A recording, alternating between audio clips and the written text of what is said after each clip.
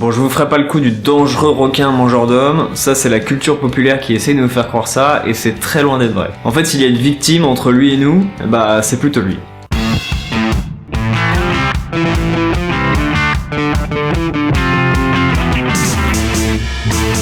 On compte une centaine d'attaques de requins en 2005, dont 6 mortelles. Alors oui, un requin ça peut être dangereux, mais faut vraiment relativiser. Pour comparer un peu, les hippopotames font environ 500 morts par an, et tout le monde s'en fout. Ça fait pas la une des journaux quoi. Un hippopotame a tué quelqu'un!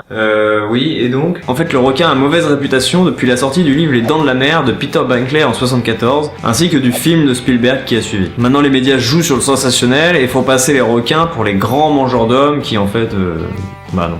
Pour vous dire, il y a plus de films sur les requins tueurs qui sortent chaque année que de réels décès dus à des attaques de requins. Et à côté de ça, l'homme lui il tue entre 40 et 100 millions de requins chaque année, et ça...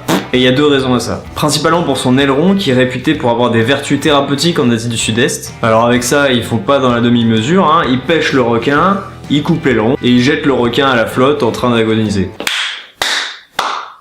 Et la deuxième raison, c'est en fait la pêche intensive. Ah oui, la pêche intensive, ça fait pas de tri. Hein. On pêche tout, et on jette après ce qui nous intéresse pas. Et parfois c'est 90% d'une prise qui part à la poubelle. Et dedans, on a des requins, des dauphins, des phoques...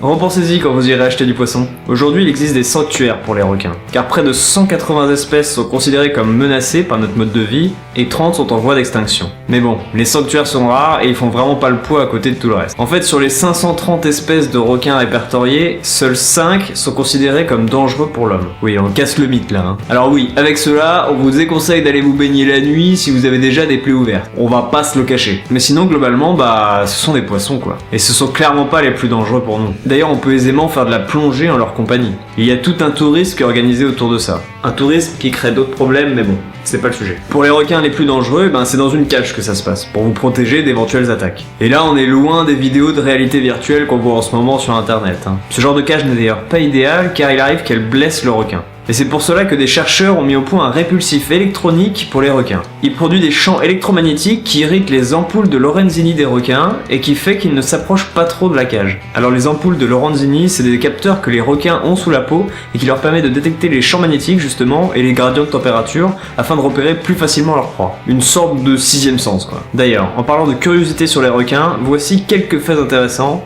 C'est bonus. Bon, déjà, tout le monde le sait à peu près, les requins ont un odorat et une ouïe extrêmement développés. Ils peuvent détecter d'infimes concentrations de sang à une centaine de mètres de distance et peuvent entendre des sons à plus de 2 km de distance. Pour ce qui est de la taille, c'est le requin-baleine qui est le plus gros poisson au monde, en tout cas connu de nos jours. On l'a déjà vu atteindre les 20 mètres de long et peser jusqu'à 34 tonnes. Pour la longévité maintenant, certains requins sont également très bons. Il semblerait que les requins du Groenland puissent vivre jusqu'à 400 ans. Ça en fait un des animaux avec la longévité les plus longues au monde. Ils en ont des particularités les requins. D'une certaine manière, on peut également dire que les requins urinent par la peau. En fait, c'est pas du tout aussi simpliste que ça. Quand vous avez deux liquides séparés par une membrane, leur niveau de salinité tend à se stabiliser. C'est ce qu'on appelle l'équilibre osmotique. Et avec ce phénomène, pour vivre, les poissons sont obligés de stabiliser la quantité de sel qu'ils ont dans leur corps. Et le requin fait ça de manière très originale. Il accumule son urée dans les tissus et l'évacue par la peau. Chez nous, l'urée est évacuée par les urines, mais pas pour le requin. Pour eux, ils le stockent et ça les protège de la déshydratation. Oui, là c'est la partie un peu dégueu de la vidéo. Bref, les requins ont de l'urée dans leurs tissus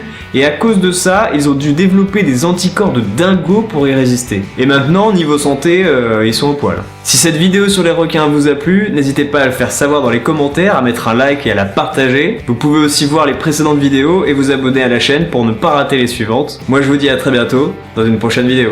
Dis au revoir. Au revoir.